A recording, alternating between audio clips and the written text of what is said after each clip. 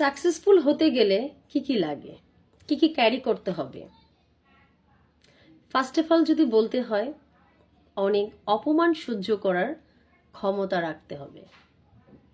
খারাপ সময়, ব্যর্থতা এবং নিজের প্রতি প্রচুর প্রচুর আত্মবিশ্বাস, এই চারটি জিনিস যদি তুমি ক্যারি করতে জানো, তাহলে সফলতা তোমাকে ধরা দিবেই।